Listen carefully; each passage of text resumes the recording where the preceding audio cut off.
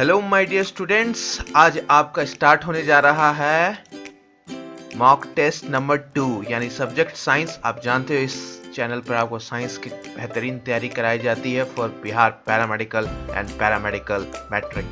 So welcome to PPI tutorial और मैं विकास कुमार आप सभी का स्वागत करता हूं आपके अपने यूट्यूब चैनल पीपीआई ट्यूटोरियल में। और आज करेंगे हम लोग सेकंड मॉक टेस्ट। पहला मॉक टेस्ट आपका साइंस का हो चुका है, तो जाके आप प्लेलिस्ट में देख सकते हो। मॉक टेस्ट के नाम से, मॉडल पेपर के नाम से प्लेलिस्ट बना हुआ है। और ये दूसरा आपका टेस्ट है और एग्जाम तक आपका ऐसी मॉक टेस्ट चलता रहेगा, तो अच्छे से दीजिएगा। इसमें मैं ज़्यादा एक्सप्लेन नहीं करूंगा क्योंकि ये मॉक टेस्ट है, तो इसको टेस्ट की तरह ही लूंगा। क्वेश्चंस लूंगा, फिर आप आंसर देना, फिर उसके बाद मैं आंसर बताऊंगा। पूरा डिटेल में नहीं बताऊंगा जैसे मैं अदर वीडियोस में एक्सप्लेन करता हूं, क्योंकि समय कम है तो ज़्यादा से ज़्यादा क्वेश्चंस करना है। तो अब चलिए, अब थोड़ा ब्रीफ में ही हम लोग चलेंगे, ज़्यादा हम लोग इसको डिटेल्स में नहीं करेंगे। हम ब्रीफ छोड़िए, अब थोड़ा थोड़ा ही हम लोग करेंगे, ठीक है। तो बिना ना समय गवाते हुए अपने टेस्ट को शुरू करते हैं। और पीपीआई ट्यूटोरियल के चैनल पर जुड़ जाइए अगर आप क्रैश कोर्स करना चाहते हो कम समय में वहाँ पर। तो आप टेलीग्राम चैनल पे जाइए, आपको क्लासरूम आईडी टीचमेंट ऐप का मिल जाएगा। पहले मैंने कहा था कि जूम पे चलेगा, लेकिन अब टीचमेंट ऐप पे चलेगा। तो जो भी करना चाहते हैं केमिस्ट्री कम समय में, तो मैं अब तो क्योंकि समय बहुत जल्दी होने वाला एग्जाम, तो बस एक ही सब्जेक्ट करा पाऊंगा। मैंने सोचा था कि साइंस पूरा कराऊं, लेकिन अब कोई एक ही सब्जेक्ट अच्छे से करा पाऊंगा। तो क्योंकि आप जानते हो मैं केमिस्ट्री एक्सपर्ट हूं, तो केमिस्ट्री ही पहले करवाऊंगा आप लोग के लिए, कि आप कम से कम 6 क्वेश्चन आउट ऑफ 8 क्वेश्चन कर पाओ आपके एग्जाम्स में। तो जो भी करना चाहते हैं निःशुल्क है इस बार के लिए, फ्री ऑफ कॉस्ट है। और जब से मैंने कहा था कि एग्ज़ाम तक चलाऊंगा, अगर एग्ज़ाम आपका अक्टूबर में भी होता तब तक मेरा चलता ये, तो एग्ज़ाम तक आपका वो चलेगा टीचमेंट ऐप पे। तो जाके टेलीग्राम चैनल पे चल जाइए, वहाँ पे आपको इन्फॉर्मेशन मिल जाएगी कैसे ज्वाइन करना है, ठीक है। और उस टीचमेंट ऐप का मैं डिस्क्रिप्शन बॉक्स में क्लासरूम आईडी डाल दूंगा, तो वहाँ से भी आपको मिल जाएगा, ठीक है, क्लासरूम आईडी। तो चलिए समय ना गवाते हुए क्लास को शुरू करते हैं। सो पहला सवाल आपसे पूछा गया था आपके समान विज्ञान के मॉक टेस्ट में, आपके कंप्यूटर स्क्रीन पर ये रहा कि प्रकाश का वर्ष मात्रक क्या है। आपको बताना है प्रकाश का वर्ष मात्रक आपका क्या है। तो जल्दी जल्दी बता दीजिए वर्ष मात्रक आपका प्रकाश का क्या होगा, ठीक है। तो ऑप्शन है समय का, दूरी का, प्रकाश की चाल का, या डी प्रकाश की तीव्रता का, ठीक है। तो आपको बताना है लाइट ईयर्स क्या ऐसा यूनिट क्या है, लाइट ईयर्स का ऐसा यूनिट क्या है। जल्दी बताइए लाइट ईयर्स का ऐसा यूनिट क्या है। तो option A B C D में से आपका कौन सा होगा, जल्दी बता दीजिए जल्दी। सो आपका करेक्ट होगा लाइट ईयर का, प्रकाश की दूरी का मात्रक आपका लाइट ईयर्स, तो वो आपका होगा, जल्दी बताइए। चलिए टाइम्स अप। आपका करेक्ट उत्तर होगा दूरी का। हम लोग लाइट ईयर्स से क्या नापते हैं, दूरी। और ये कब, ब्रह्मांड में बहुत दूरी नापने के लिए यूज होता है। एक प्लैनेट से दूसरे प्लैनेट, एक आकाशगंगा से दूसरे आकाशगंगा, गैलेक्सीज को नापने के लिए हम लोग यूज करते हैं, ठीक है। तो लाइट ईयर्स बहुत अच्छा है आपका, और इस पे क्वेश्चन आपका आ सकता है, ठीक है। तो एक लाइट ईयर बराबर कितना होता है, ये आपका है वर्क। आराम से इसको लिख लीजिएगा, एक लाइट ईयर बराबर कितना दूरी होता है। तो 9.45 इंटू 10 का पावर 12 किलोमीटर, ठीक है, ठीक है। और सबसे ज़्यादा बड़ी नापने की दूरी, डिस्टेंस, वो है पारसेक, जो इंडियन द्वारा दिया गया था, पारसेक, ठीक है। Parsec, parsec. अब पारसेक क्या होता है ये आपका होमवर्क है, आपको करना है, ठीक है। मैं एक्स्ट्रा नहीं बता रहा हूँ, ठीक है। दूसरा है कि रॉकेट किस सिद्धांत पर कार्य करता है, यानी रॉकेट आपका किस लॉ पे काम करता है, ठीक है। तो आपको बताना है न्यूटन का थर्ड लॉ, तृतीय नियम, न्यूटन का प्रथम नियम, न्यूटन का सेकंड नियम, Newton second law of motion, sorry second law of second law, और आपका थर्ड है एकेडमिक्स के सिद्धांत पर, ठीक है। तो किसके सिद्धांत पर आपका रॉकेट काम करता है, आपको ये बताना है।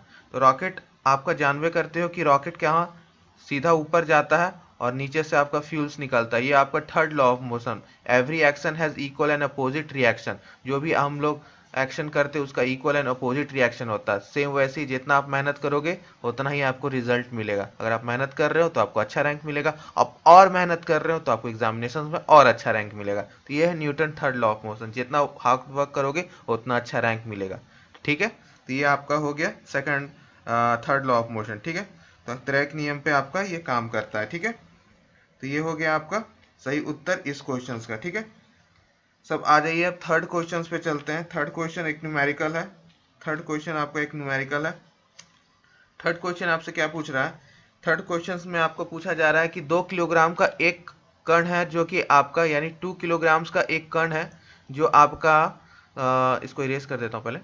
2 किलोग्राम का एक कण है जो आपका 5 मीटर प्रति सेकंड, यानी 5 मीटर प्रति सेकंड की चाल से आपका 10 मीटर की त्रिज्या यानी 10 मीटर रेडियस वाले वित्तीय पाथ पर गति कर रहा है। ठीक है, इसका चाल 3 मीटर पर सेकंड स्क्वायर, यानी एक्सकलरेशन इसका 3 मीटर पर सेकंड स्क्वायर है। 3 मीटर पर सेकंड स्क्वायर एक्सकलरेशन, ठीक है, दर से बढ़ रही है। तो कण का कार्यरत बल कितना होगा, तो आपको यहाँ पे बताना है। ठीक है, तो ये न्यूमेरिकल है, इसको फटाफट सॉल्व करते हैं। हम लोग जानते हैं कि a equal to v square upon में r होता है। ठीक है, सो इसमें क्या होगा, आपका वेलोसिटी कितना दे रखा है, 5 मीटर पर सेकंड, तो 5 इंटू 5, ठीक है, और r कितना है, 10 मीटर, दोनों यूनिट में है। चलिए कोई चेंजेस करने का जरूरत नहीं है। सो आपका 10 हो गया, डिवाइड कीजिए 1/2, यानी 5 से 2, 5 को डिवाइड कीजिए 2 से, तो 2.5, तो 2.5 मीटर पर सेकंड स्क्वायर क्या है, एक्सलेशन निकाल रहे हैं ना, तो आपका 2.5 मीटर पर सेकंड स्क्वायर। और हम लोग जानते हैं कि आपका कण का जो कार्यरत बल है वो आपका फोर्स इक्वल टू आपका द्रव्यमान इंटू एक्सलरेशन, क्योंकि हम लोग जानते हैं force equal to mass equal to acceleration होता है। तो मास कितना दे रखा है, ठीक है, मास कितना दे रखा है, तो 2 kgs है। कितना है, 2 kgs यहाँ दे रखा है, गिवन है हमें 2 kgs। एक्सलेशन कितना निकाला है, 2.5, ठीक है, 2.5। तो कितना होगा टोटल आपका फोर्स, 5 न्यूटन्स। तो आपका 5 न्यूटन, 10 न्यूटन, 12 न्यूटन, 14 न्यूटन, तो आपका सही आंसर क्या हो जाएगा, ए 5 न्यूटन। ये था आपका क्वेश्चन नंबर थर्ड। ठीक है, क्वेश्चन नंबर 4 पे आते हैं। क्वेश्चन नंबर 4 बोल रहा है, यदि m द्रव्यमान का एक ब्लॉक 40 सेंटीमीटर की ऊंचाई से स्प्रिंग पर गिराया जाता है। बहुत अच्छा, स्प्रिंग, स्प्रिंग पे आपका सवाल आता है। ठीक है, प्रिपेयर्ड रहिएगा, एग्जाम्स में इस साल भी आ सकता है स्प्रिंग के ऊपर। ठीक है, यदि m द्रव्यमान का एक ब्लॉक 40 सेंटीमीटर की ऊंचाई से स्प्रिंग पर गिराया जाता है, तो स्प्रिंग में 10 सेंटीमीटर तक आपका संपीड़ित हो जाता है। ठीक है, कंप्रेशन। तो यदि यदि स्प्रिंग का बल न्यूटन 980 न्यूटन प्रति मीटर है, तो ब्लॉक का द्रव्यमान क्या होगा, तो आपको ब्लॉक का यहाँ पर मास निकालना है। ठीक है, तो ब्लॉक का मास हम लोग कैसे निकालेंगे, तो सबसे पहले संपीड़ित स्प्रिंग द्वारा संग्रहित ऊर्जा, ठीक है, कितना होगा आपका संपीड़ित स्प्रिंग द्वारा संग्रहित ऊर्जा, तो इसको हम लोग क्या बोलते हैं, हाफ, मतलब जो स्प्रिंग पे गिराने पे इस पे कितना ऊर्जा समान गिरा तो होगा, तो वो होता है हाफ के एस स्क्वायर। ठीक है, हाफ के एक्स स्क्वायर, ये फॉर्मूला हम लोग जानते हैं, इसको नोट कर लीजिएगा कि संपीड़ित स्प्रिंग द्वारा संग्रहित ऊर्जा कितना होता है ये। तो इसमें क्या होगा, आपका के दे रखा है हमें, के कितना दे रखा है आपका 980 न्यूटन प्रति मीटर, तो 980, और आपका एक्स कितना दे रखा है 10 सेंटीमीटर। कितना दब जाता है स्प्रिंग, 10 सेंटीमीटर, तो बस आपको 10 का स्क्वायर कर देना है। ठीक है, 10 का स्क्वायर कीजिए, और स्क्वायर करने के बाद आपको पूरा कैलकुलेशन कीजिए इसको। तो कैलकुलेशन करने से पहले आपको देखना होगा कि ये जो आपका न्यूटन है, हमेशा एक बात याद रखिएगा कि गोल्डन पॉइंट है जिससे न्यूमेरिकल वैल्यू गलत नहीं आएगा। आपको यहाँ पे मीटर में दे रखा है, ठीक है, न्यूटन मीटर है, और आपको वैल्यू जो एक्स का दे रखा है सेंटीमीटर में दे रखा है, तो आपको इसको कन्वर्ट करना होगा, यानी 10 सेंटीमीटर को आपको मीटर में कन्वर्ट करना होगा। तो कैसे करोगे मीटर में कन्वर्ट, बताइए। तो ये क्या हो जाएगा आपका 0.1 मीटर। ठीक है, नहीं तो आप ये कर सकते हो, तभी जाके किलोग्राम में निकाल पाओगे आंसर। ठीक है, सो आपको ये चीज़ें करनी होगी यहाँ पे। तो कैलकुलेशन करने के बाद आपको इसको कन्वर्ट करने के बाद 10 मीटर को आपको कन्वर्ट करना होगा किस चीज़ में, तो आपको 0.1 से, मतलब इसको 0.1 करना होगा, सॉरी, इसको 0.1 कर लीजिए, ये 0.1। तो इसको करने के बाद कैलकुलेशन आपका आएगा 4.9, कितना जूल, इतना एनर्जी उसमें स्टोर होगा, कितना 4.9 जूल। ठीक है, अब यहाँ पर पूछ रहा है कि आपका ब्लॉक का द्रव्यमान क्या होगा, जो ब्लॉक गिरा है इसके ऊपर, स्प्रिंग के ऊपर, उसका पूछ रहा है। तो इतना एनर्जी स्टोर हुआ आपका 4.9 जूल, इतना तो एनर्जी स्टोर हुआ। ठीक है, यहाँ तक हम क्या निकाले हैं, स्प्रिंग का एनर्जी 4.9 जूल। ठीक है, अब इसमें हमको ब्लॉक का द्रव्यमान निकालना होगा। तो इसको इरेज कर रहा हूँ। तो आपका वो ब्लॉक का एनर्जी निकालने के लिए क्या करना होगा? आपको अब द्रव्यमान की स्थिति आपका जो ऊर्जा में है कमी आएगा, तो उस क्या बराबर होगा? mgh के, ठीक है। पोटेंशियल एनर्जी आपका mgh हो जाएगा उसका। तो आपको m दे निकालना है, ठीक है। आपको g पता है कितना रहता है, और हाइट आपका कैसे निकलेगा? तो आपका स्प्रिंग फोर्स जो निकाले उससे। तो आपका कैसे निकलेगा? तो 40 सेंटीमीटर आपका दे रखा ऊंचाई स्प्रिंग का, ठीक है। 40 दे रखा, और 10 सेंटीमीटर तक स्प्रिंग में वो आपका संपीड़ित हो जाती है। तो आपका कैसे हो जाएगा? तो 40 प्लस 10, और आपका 100 से इसको डिवाइड कर दीजिए, ठीक है, चेंज करने के लिए। तो आपका कितना आ गया? तो आपका आ गया m इक्वल टू, हम लोग यहाँ पर वैल्यू लेंगे 9.8, ठीक है। कहीं कहीं एग्जामिनेशन में आपको g का वैल्यू 10 भी देगा, लेकिन आप 9.8 ही लेना अगर नहीं दे रखा है तो, ठीक है। तो इक्वल टू कर देंगे हम लोग, और पूरा कैलकुलेशन करने पे आपका, क्योंकि यहाँ पर आपको अच्छे से न्यूमेरिकल्स को सॉल्व करना है, आपका मास यहाँ निकालना है, ठीक है। मास निकालने के लिए आपको m इक्वल टू 9.8 कर देना होगा, जो कि आपका करने के बाद पूरा कैलकुलेशन 50/2 हो जाएगा। तो ये आपका कितना हो जाएगा? हाफ, ठीक है। तो ये हाफ हो जाएगा, ठीक है। अब जो कि बराबर होगा 4.9 के, 4.9 जूल्स के, ठीक है। तो अब इसको कैलकुलेट करोगे तो आपका दोनों तरफ से आपका क्या हो जाएगा? 4.9 बराबर 4.9 m, ठीक है, क्योंकि इसको कैलकुलेट करोगे तो 4.9 आएगा। तो m बराबर कितना हो जाएगा? 4.9 डिवाइड बाई 4.9, तो 1। तो 1 किलोग्राम आपका आंसर आएगा। तो इस क्वेश्चन में हम लोग पहले स्प्रिंग का ऊर्जा निकाले, कितना स्टोर हुआ एनर्जी, उसके बाद हम उसको पोटेंशियल एनर्जी से उस स्प्रिंग का कर दिए, और आपका मास निकाल दिया mgh से, ठीक है। ये था आपका क्वेश्चन नंबर 4। चलिए नेक्स्ट क्वेश्चन पे चलते हैं। नेक्स्ट क्वेश्चन नंबर 5 आपसे क्या पूछ रहा है माय डियर स्टूडेंट्स? तो क्वेश्चन नंबर 5 आपसे ग्रेविटेशन का सवाल है। इनमें से उपग्रह के बारे में कौन कौन कथन सत्य है, ठीक है। कोई उपग्रह पृथ्वी के केंद्र से गुजरने वाले तल में स्थायी कक्षा में गति नहीं कर सकता, ठीक है। दूसरा है कि भू स्थायी उपग्रह भू मध्यवर्ती तल से आरंभ किया जाता है।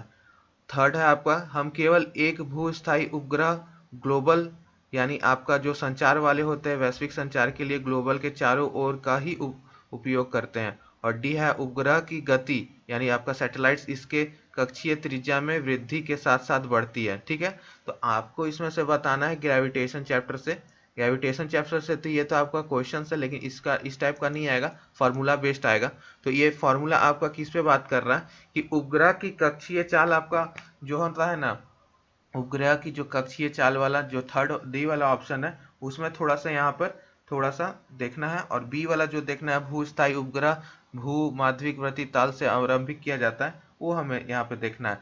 और जो यहाँ पे क्वेश्चन है कि इनमें से उपग्रह के बारे में कौन सा कथन सत्य है, तो आपका बी वाला सत्य है, बाकी सब आपका रॉन्ग है, ठीक है। बी वाला आपका सत्य है, बाकी सब आपका यहाँ पे रॉन्ग दे रखा है। कैसे, आइए थोड़ा सा फटाक से देख लेते हैं, ठीक है। आपका क्या होता है कि आपका जो वी नॉट होता है वो क्या बराबर होता है? हमेशा फॉर्मूला ये याद रखिएगा, जी एम बाई आर, ठीक है। ये फॉर्मूला याद रखिएगा, आपको ये काम देगा। तो उपग्रह की कक्षीय चाल आपका इससे निकलता है।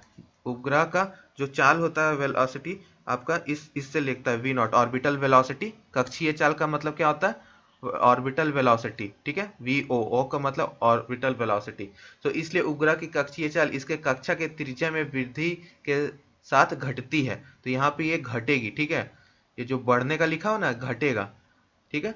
और जो आपका वैश्विक संचार के लिए हमें एक से अधिक उपग्रह की आवश्यकता होती है, ठीक है। वैश्विक संचार के लिए हम लोग एक से अधिक, सी वाला में एक से अधिक हम लोग को आपका उपयोगी होता है, ठीक है। और तथा आपका जो उपग्रह की कक्षा की ताल है वो स्थायी भाव के लिए कक्षा का पृथ्वी के केंद्र से गुजरना अनिवार्य है। तो आपका आपका गुजरना अनिवार्य है यहाँ पे ए में। तो सिर्फ बी आपका सही हो गया, बाकी सब कथन आपका गलत है, ठीक है। तो सब मैंने एक्सप्लेन कर दिया। क्या करूं, बोलता हूं कि एक्सप्लेन नहीं करूंगा, लेकिन फिर भी एक्सप्लेनेशन निकल जाता है, ठीक है। छठा है आपका, कोयला में वाणिज्यिक रूप में पैदा होने वाली ऊर्जा को क्या कहते हैं? वाणिज्यिक रूप में पैदा होने वाली ऊर्जा को क्या कहते हैं? प्रकाश ऊर्जा, गतिज ऊर्जा, ताप ऊर्जा, या स्थितिज ऊर्जा। आपका कौन सा ऊर्जा कोयला में आपका बनता है? तो आपका ताप ऊर्जा, हीट एनर्जी, ठीक है, हीट एनर्जी यानी ताप ऊर्जा, इसमें चलिए नहीं बताऊंगा ज्यादा, ताप ऊर्जा बनता है, ठीक है। आइए क्वेश्चन नंबर 7 करते हैं। क्वेश्चन नंबर 7 करते हैं न्यूमेरिकल। 100 ग्राम तांबे का ताप 21 डिग्री सेल्सियस बढ़ाने के लिए एक निश्चित ऊष्मा आवश्यक है, ठीक है। तो आपका समान ऊष्मा को 50 ग्राम जल में प्रभावित करने पर ताप में वृद्धि होगी। तो तांबे का आपका विशिष्ट ऊष्मा क्षमता आपको दे रखा है 400 जूल पर केजी पर केल्विन, तथा जल का विशिष्ट ऊष्मा क्षमता आपको 4200 जूल पर केजी पर केल्विन दे रखा है, ठीक है। दोनों यूनिट सही है।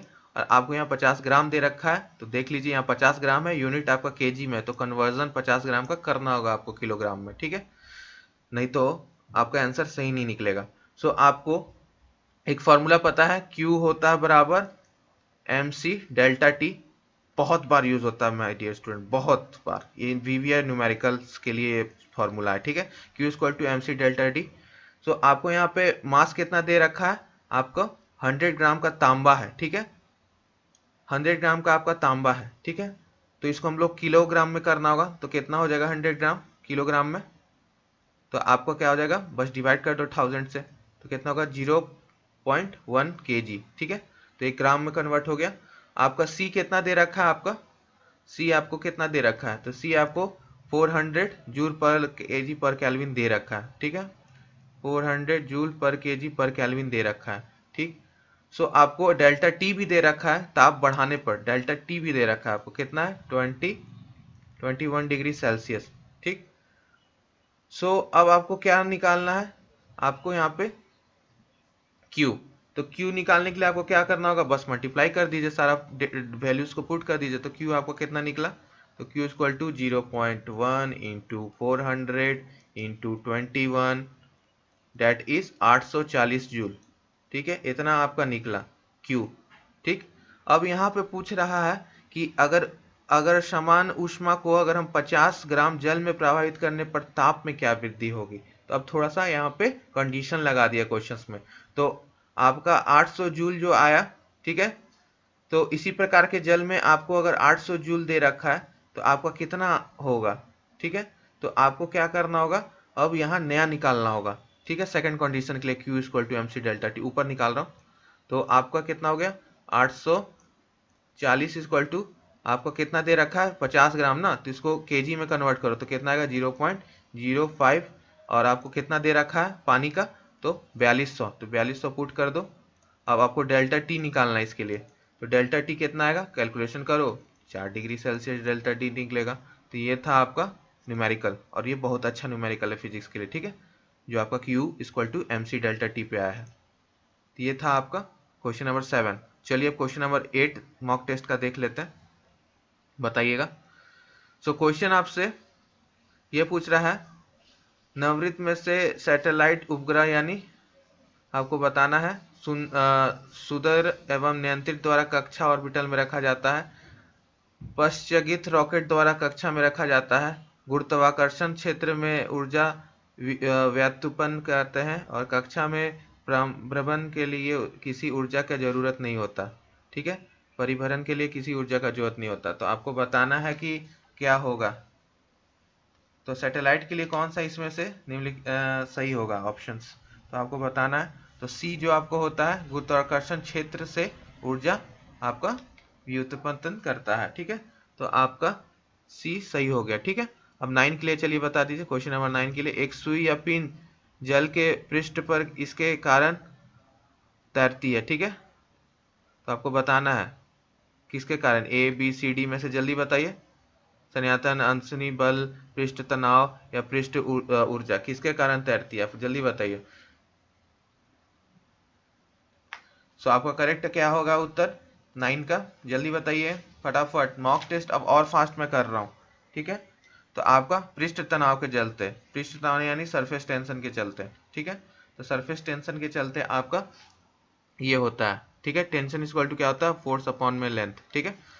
10वां क्वेश्चन देखते हैं कि आपका ध्वनि नहीं गुजर सकती जल से, स्टील से, वायु से, आपका निवृत्त से, तो आपको बताना है आपका जल किससे नहीं गुजर सकती, तो आपका वैक्यूम से ध्वनि आपका वैक्यूम से आपका वैक्यूम से ध्वनि नहीं गुजर सकती, ठीक है। वैक्यूम में साउंड ट्रेवल नहीं कर सकता। और साउंड किस टाइप का वेव है? लॉन्गिट्यूडनल, ट्रांसवर्स, इलेक्ट्रोमैग्नेटिक, किस टाइप का वेव है बताइए, ये आपको होमवर्क है, ठीक है। अब आपको क्वेश्चन नंबर 11 बताना है। अग्निशामन वस्त्र किससे बनाया जाता है? ठीक है, अभिक्रक, आपका एवेस्टॉल, टैल्क या डी, बताइए जल्दी किससे बनाया जाता है? तो आपका बी करेक्ट आंसर हो गया, ठीक है। यानी आपका फायर प्रूफ किससे बनाया जाता है? बी से, ठीक है। चलिए नेक्स्ट क्वेश्चन पर चलते हैं। नेक्स्ट क्वेश्चन है आपसे, निम्नलिखित में से किस धातु का गलनांक सबसे कम होता है? यानी आपका किस धातु का सबसे कम मेल्टिंग पॉइंट होता है? स्वर्ण, चांदी, आपका डी, सी, डी तांबा, किससे होता है? जल्दी बताइए, जल्दी। तो आपका सी यानी पराद का आपका सबसे कम होता है, ठीक है, मेल्टिंग पॉइंट। सबसे कम मेल्टिंग पॉइंट किसका होता है? आपका सी ऑप्शन का। अब थर्ड देख लेते हैं, केमिस्ट्री का सवाल। जल गैस यानी आपका मुख्य घटक जिससे आपका मिथेनॉल का संश्लेषण व हाइड्रोजन का आपका निर्माण में उपयोगी में आता है, तो किस चीज से होता है?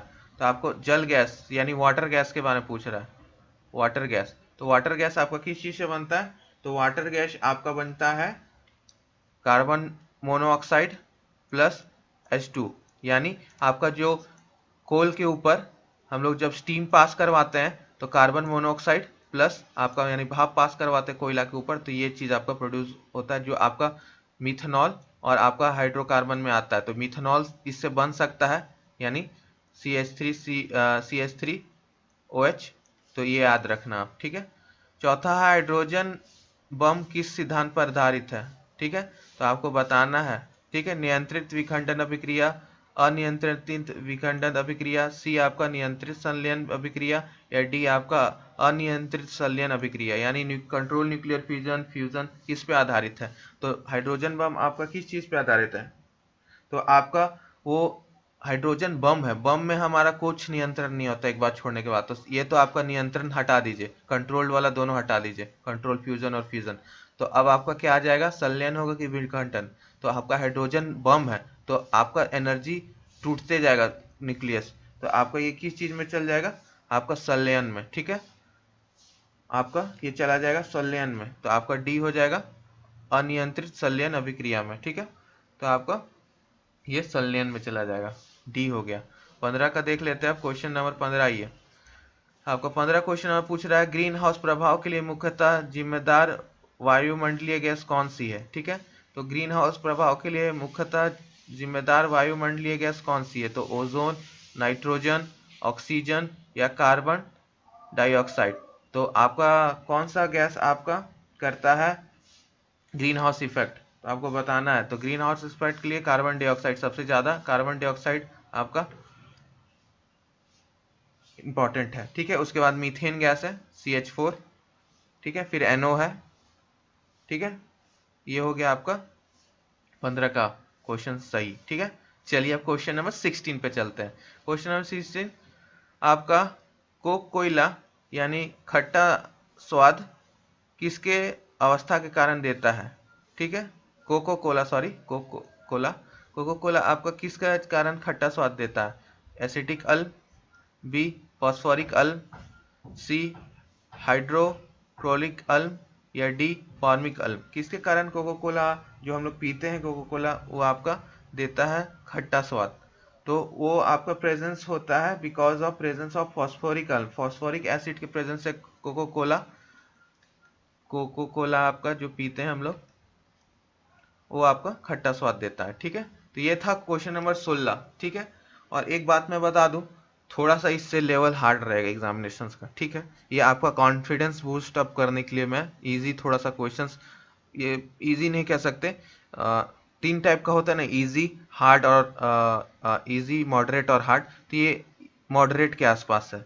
आपको इससे थोड़ा एक लेवल और बढ़ाना होगा, और मैं धीरे धीरे लेवल बढ़ाऊंगा, ठीक है। जो बात सच्चाई है, जो फैक्ट है वही कर रहा हूँ, मुझे आपको अंधेरे में नहीं रखना है, ठीक है। क्वेश्चंस का लेवल इससे तो टफ ही रहेगा, आप दोगुना टफ कह सकते हो। ये आपका शुरू का मॉक टेस्ट है, इसलिए मैं थोड़ा इजी इजी क्वेश्चंस दे रहा हूँ, जिससे आपका थोड़ा सा अपना कॉन्फिडेंस बूस्ट अप हो। लेकिन मैं क्वेश्चंस का लेवल धीरे धीरे करके बहुत हाई तक ले जाऊंगा, तो आपको घबराना नहीं है क्वेश्चंस देख के कि सर इतना हार्ड हार्ड न्यूमेरिकल्स क्यों टेस्ट में दे रहे हैं, क्योंकि वही पूछेगा माय डियर स्टूडेंट, और जो बात सच है वही मैं आपको बता रहा हूँ।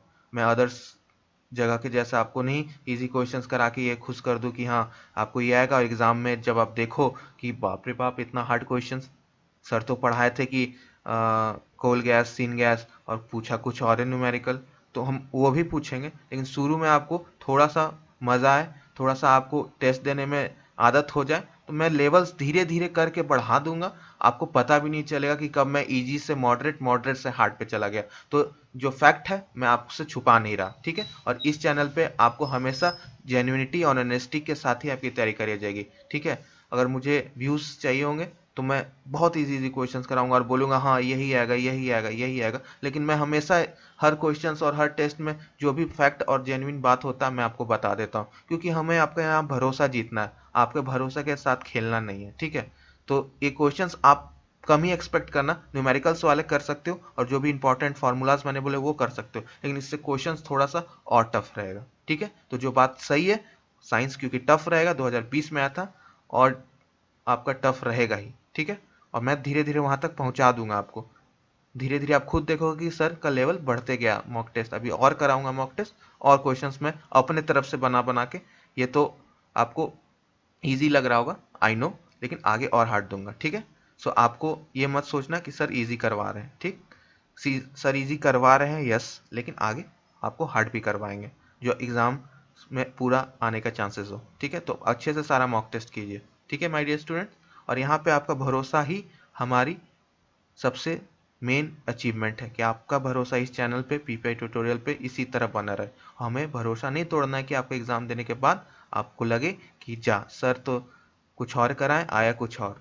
ये नहीं होगा इस चैनल पे, आई प्रॉमिस, ठीक है। चलिए क्वेश्चन नंबर 17 पे चलते हैं, और ये आप अपने अदर स्टूडेंट्स को भी बता देना, ठीक है।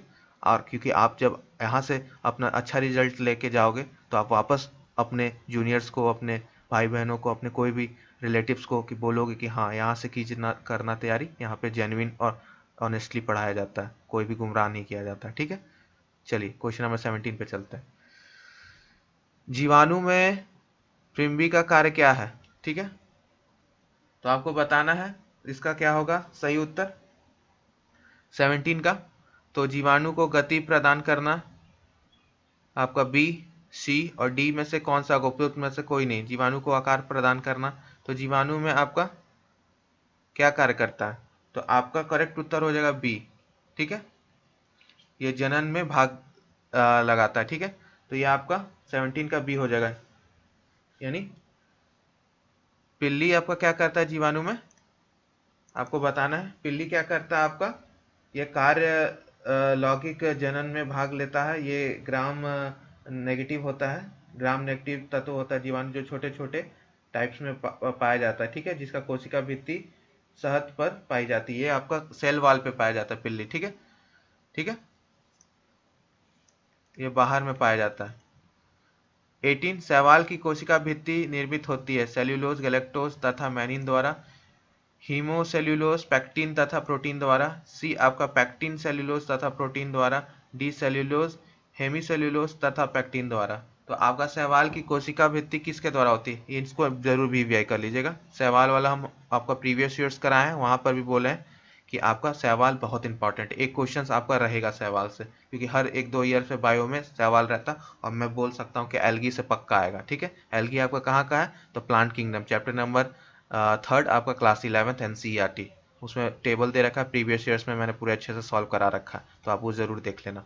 तो इसमें बताइए शैवाल की कोशिका भित्ति में कौन सा निर्मित होता है शैवाल की, तो 18 का आपका क्या आंसर हो जाएगा, 18 का आपका ए हो जाएगा, सेल्यूलोज, आपका गैलेक्टन और आपका मैनिन द्वारा, ठीक है। तो आपका इसके द्वारा बनता है, ठीक है।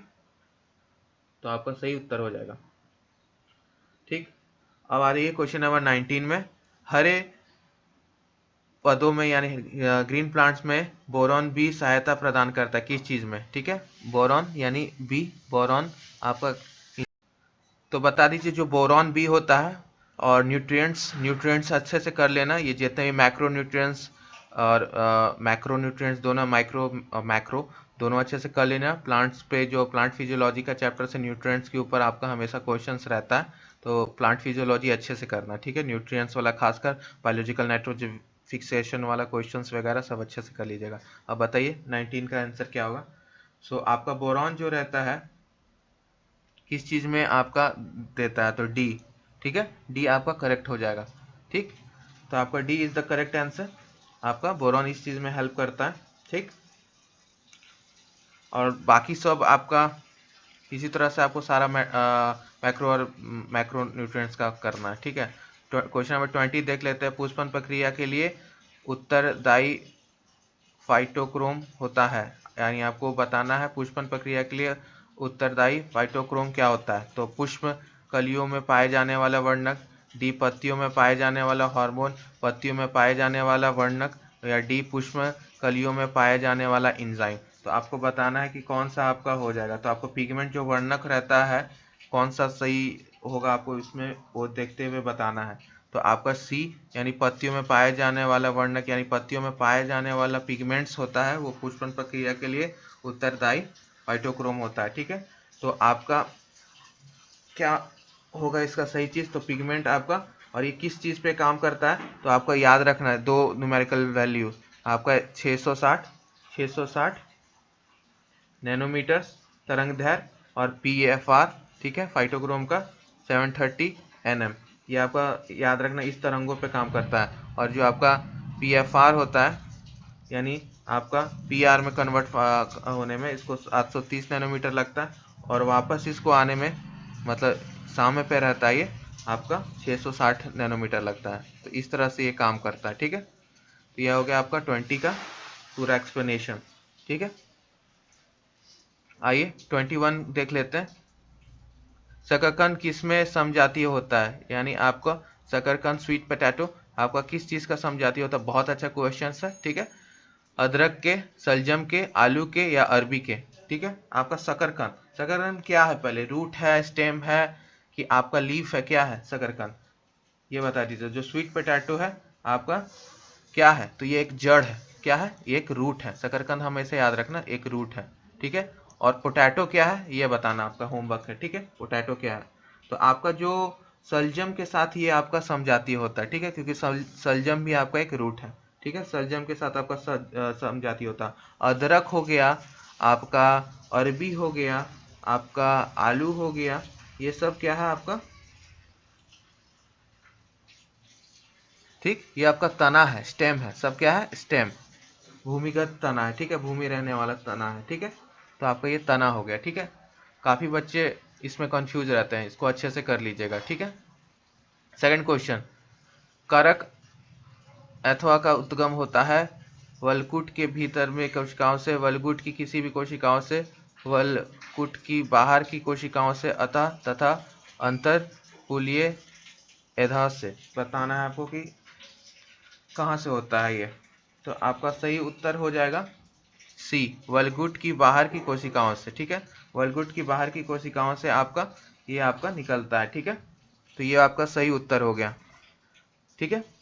सो आपको क्वेश्चन नंबर 23 अब बताना, भारत में अधिकतम जैव विविधता कहाँ देखी जाती है, यानी आपको सबसे ज्यादा डाइवर्सिटी, बायोडाइवर्सिटी एनिमल्स का कहाँ देखी जाती है। तो पूर्व हिमालय, अंडमान निकोबार के द्वीप समूह में, आपका पूर्व एवं पश्चिम घाटों में, वेस्टर्न और ईस्टर्न घाट्स में, सी आपका मध्य एवं पश्चिम हिमालय में, और डी आपका पूर्ण हिमालय एवं पश्चिमी घाटियों में। तो आपको कहाँ देखी जाती है सबसे ज्यादा जैव बायोलॉजिकल डाइवर्सिटी, बायोडाइवर्सिटी। तो आपका सबसे ज्यादा देखी जाती है पूर्व हिमालय एवं पश्चिमी घाटों में, ठीक है, वेस्टर्न आपका घाट्स में,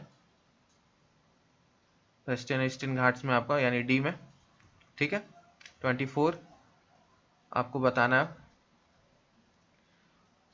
पीड़कनाशियों में यानी प्रदूषित झील में पीड़कनाशियों का स्तर सबसे अधिक किस में होगा, मछलियों में, जल पादपों में, जल पक्षियों में या प्लेको में? तो आपको बताना किस में होता है। तो करेक्ट आंसर आपका क्या हो जाएगा? यस, आपका सी, जल के पक्षियों में पाया जाता है। ठीक है, तो आपको यहाँ पे जल के पक्षियों में, और इसके ऊपर मैंने प्रीवियस ईयर्स में जो जिस टाइप से पूछता है पीपीएम के ऊपर सवाल, और ये याद रखना पीपीएम वाला सवाल हर 2 से 3 साल में आपका रिपीट होता है। बायोलॉजी का जितना भी मैंने प्रीवियस ईयर्स कराया प्लेलिस्ट में, पैरामेडिकल वाला में जरूर देखिएगा, उसमें मैंने पूरा थ्योरी दिखा रखा कि 0.1 से फिर 0.05 कैसे तरह आपका डीडीटी का लेवल बढ़ता है। ठीक है, पहले माइक्रो ऑर्गेनिज्म में, जू प्लैंक्टॉन्स में, पहले प्लैंक्टॉन्स में, फिर जू प्लैंक्टॉन्स में, फिर स्मॉल फिशेज, लार्ज फिशेज, फिर फिश ईटिंग बर्ड्स। तो आपका इस प्रकार से आपको बताना है। ठीक है, तो ये था आपका 24 का सही उत्तर। क्या था आपका? शी, जल के पक्षियों में, यानी जल के पक्षियों में, ये आपका हो गया। और लास्ट ऑप्शन आपका डी 25। निम्नलिखित में से कौन सा आपका विवेक में स्थिर से निम्नलिखित जाने वाली उपरिष्ट पदार्थ नहीं है? Ammonia, carbon dioxide, urea, uric अम्ल, यूरिक एसिड। बताइए कौन सा आपका नहीं है। ठीक है, तो आपको बताना है। तो करेक्ट है आपका कार्बन डाइऑक्साइड। ठीक है, तो आपका करेक्ट हो गया कार्बन डाइऑक्साइड। तो ये था आपका आज का टेस्ट। धीरे धीरे जैसे टाइम विथ टाइम मैं आपको सिर्फ कुछ इंपॉर्टेंट क्वेश्चंस लाऊंगा साइंस में, खासकर केमिस्ट्री, क्योंकि मेरा जानते ही हो आप लोग केमिस्ट्री ज़्यादा इंपॉर्टेंट है मेरे लिए, क्योंकि सबसे इजीली आप उसी में स्कोर कर सकते हो। ठीक है, तो केमिस्ट्री के लिए मैं important gas numericals, gas questions कोशिश लगा हुआ हूँ उसको बनाने में, तो जल्दी लाऊंगा। ठीक है, तो उसको अच्छे से कर लीजिएगा। फिर बायोलॉजी के भी लाऊंगा, लास्ट में फिजिक्स का समय मिला तब फिजिक्स का लाऊंगा, लेकिन केमिस्ट्री बायो का पक्का मैं ले आऊँगा, जिसमें आपको क्वेश्चंस इंपॉर्टेंट मैं करा दूंगा, न्यूमेरिकल्स वाले, थर्मोडायनेमिक्स, इक्विलिब्रियम, केमिकल काइनेटिक्स, जो आपका एग्जाम में आ सके। ठीक है, तो उसको अच्छे से कीजिएगा। ठीक है, और रेगुलर रहिए, आप मॉक टेस्ट सब दीजिए। ठीक है, मॉक टेस्ट में और जल्दी जल्दी करवाऊंगा, सिर्फ क्वेश्चंस पढ़ूंगा और आंसर बताऊंगा। ठीक है, और क्यों सही हुआ बस इतना ही, और एक्सप्लेन नहीं करूंगा अभी मॉक टेस्ट को मैं, क्योंकि अभी आपका बस आपको खुद पे कॉन्फिडेंस लाना है कि आप अच्छा पढ़ रहे हो। ठीक है, इसलिए थोड़ा सा मैंने अभी इजी लेवल रखा, लास्ट में हार्ड भी कर दूंगा। ठीक है, चलिए इस तरह के लेक्चर्स पाने के लिए सब्सक्राइब कर लीजिए पीपीआई ट्यूटोरियल को। Bye bye and keep studying.